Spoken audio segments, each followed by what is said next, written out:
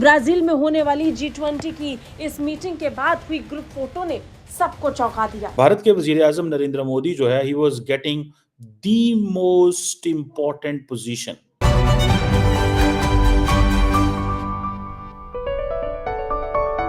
इतनी central position जो है वो नरेंद्र मोदी को दी गई है। लगता है कि मोदी साहब ही सबको लेकर चल रहे हैं।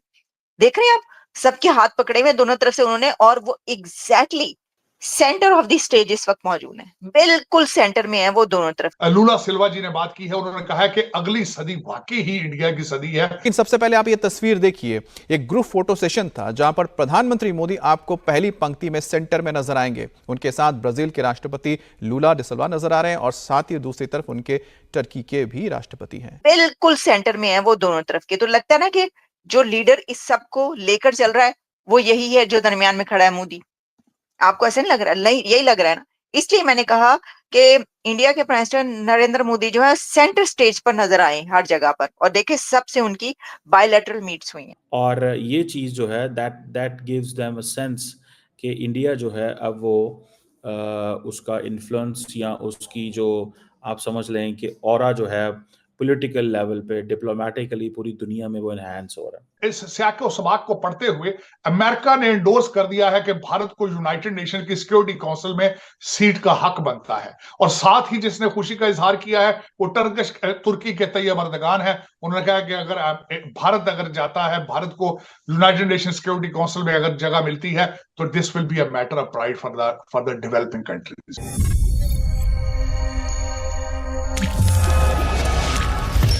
नमस्कार, जय हिंद दोस्तों G20 शिखर सम्मेलन की मेजबानी इस बार ब्राजील कर रहा है। ऐसे में इसका आयोजन रियो के डी जेनेरियो शहर में हुआ है, जहां तमाम वैश्विक नेताओं ने शिरकत की। इस समिट में कई तस्वीर ऐसी रही जिसने हर किसी का ध्यान खींच लिया है। सबसे पहले G20 के मेंबर की एक ग्रुप फोटो में पीएम मोदी को बिल्कुल सेंटर में जगह दी गई, जिसे देख पाकिस्तानी मीडिया हैरान और परेशान है। वहीं जो बाइडेन संग पीएम मोदी की एक तस्वीर ने गौर फरमाने पर मजबूर कर दिया है। दरअसल सोशल मीडिया पर एक तस्वीर छाई हुई है जिसमें पीएम मोदी की कुर्सी जो बाइडेन के बिल्कुल बगल में लगी है। मीटिंग के सेंटर पॉइंट के हिसाब से देखें तो पीएम नरेंद्र मोदी की कुर्सी लाइन में अमेरिकी राष्ट्रपति जो बाइडेन से भी आगे लगी थी, जबकि पीएम मोदी से पहले कुर्सी इस बार G20 की मेजबानी कर रहे ब्राजील के राष्ट्रपति की थी। तस्वीरों के मायने निकाले जा सकते हैं कि आज का भारत कितना शक्तिशाली हो गया है, और आज का भारत दुनिया के सबसे पावरफुल देश अमेरिका के साथ कंधे से कंधे मिलाकर आगे बढ़ने में सक्षम है। तो चलिए दोस्तों, इसी पर आगे पाकिस्तानी मीडिया का रिएक्शन देखते हैं। ये जो है ना फोटो, ये पिक्चर,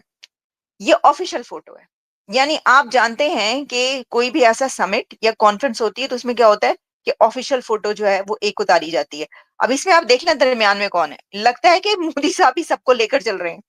देख रहे हैं आप, सबके हाथ पकड़े हुए दोनों तरफ से उन्होंने, और वो exactly centre of the stage इस वक्त मौजूद है, बिल्कुल सेंटर में है वो दोनों तरफ के। तो लगता है ना कि जो लीडर इस सब को लेकर चल रहा है वो यही है जो दरमियान में खड़ा है, मोदी।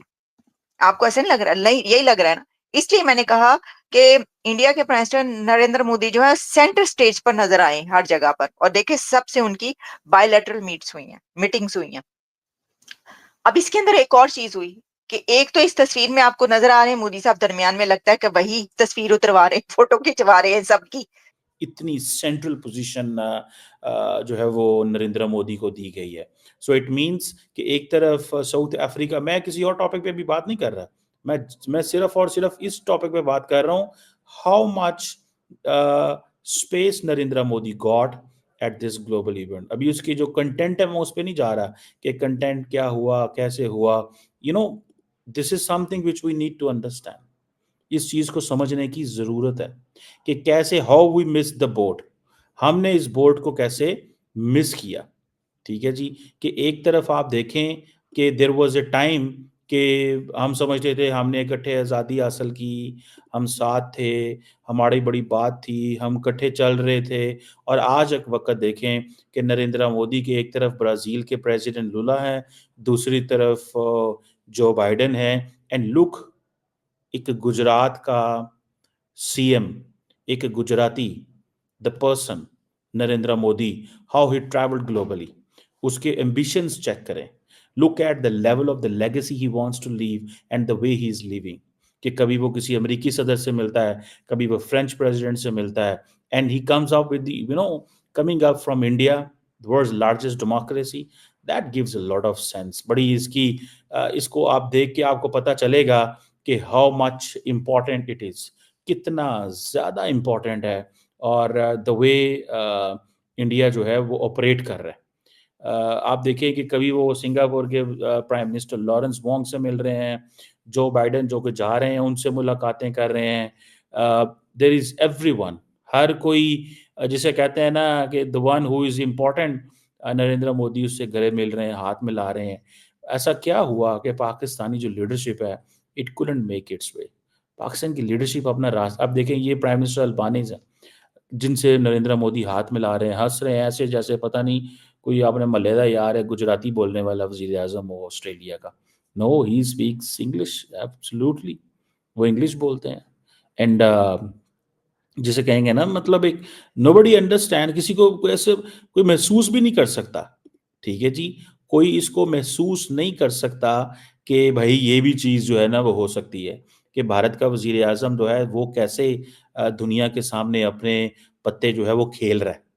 आप सिर्फ इसी से इमेजिन कर लें कि वो किस तरह अपने पत्ते खेल रहा है, उसको इस चीज़ का अंदाज़ा है कि मैंने क्या करना है और मैंने क्या नहीं करना। आप सिर्फ इसी चीज़ से अंदाज़ा लगा लें। इस स्याको सबाक को पढ़ते हुए अमेरिका ने एंडोर्स कर दिया है कि भारत को यूनाइटेड नेशन की सिक्योरिटी काउंसिल में सीट का हक बनता है, और साथ ही जिसने खुशी का इजहार किया है वो तुर्की के तैयब अर्दगान है। उन्होंने कहा कि अगर भारत अगर जाता है, भारत को यूनाइटेड नेशन सिक्योरिटी काउंसिल में अगर जगह मिलती है तो this will be a matter of pride for the developing countries. मैं इन सब चीजों के ऊपर मैं खुश हूं कि ये सारी चीजें leadership ultimately came to South Asia, came to Bharat, और Modi ji has done a wonderful job. मैं जिस तरह कहता हूं, खुदा करे, जिस तरह मैं हमेशा कहता हूं, खुदा करे कि हमें पाकिस्तान में मोदी जी जैसी कोई लीडरशिप मिले जो नेशनलिस्ट हो और भारत के मॉडल को अडॉप्ट करें। मैं हमेशा यही कहूंगा। और दूसरा, इसमें एक सेटबैक भी था। मैं आखिरी पॉइंट, सॉरी सर, मेरे माइंड में एक क्वेश्चन आया। ये आपके पॉइंट बहुत ही इंटरेस्टिंग है, बाकी के पॉइंट जो उनसे ऑडियंस तक लेकर जाएंगे, लेकिन आपने तुर्की की बात की है। पाकिस्तान में पहले ये कंसेप्ट रहा सऊदीया हमारे साथ है, सऊदीया हमारे साथ है, फिर ये कंसेप्ट आया जी तुर्की हमारा रोल मॉडल है, तुर्की हमारे साथ है, पूरी दुनिया में जो है पाकिस्तान और तुर्की मिलके इस्लाम को जो है वो झंडे को लहराएगा। लेकिन अभी G20 की मीटिंग में या इससे पहले भी जिस तरीके से हम देख रहे हैं, तुर्की हो, इजिप्ट हो, सऊदी अरेबिया हो, यूएई हो, बांग्लादेश हो, ये सारे इस्लामिक कंट्रीज जिस तरीके से इंडिया के साथ अपना एक रिलेशन बेहतर करते नजर आ रहे हैं, और इंडिया भी सबको इक्वली लेके चल रहा है। तो ये आपको नहीं लगता कि वाकई में जो इंडिया के प्राइम मिनिस्टर का एक मोटिव है, जो बताया जाता है कि भाई वन वर्ल्ड वन, मतलब इस तरीके से वन वर्ल्ड वन नेशन या वन वर्ल्ड फॉर ऑल, इस तरीके से जो उनका एक मोटिव है उसे वाकई में वो पूरा करते नजर आ रहे हैं? बिल्कुल, डेफिनेटली।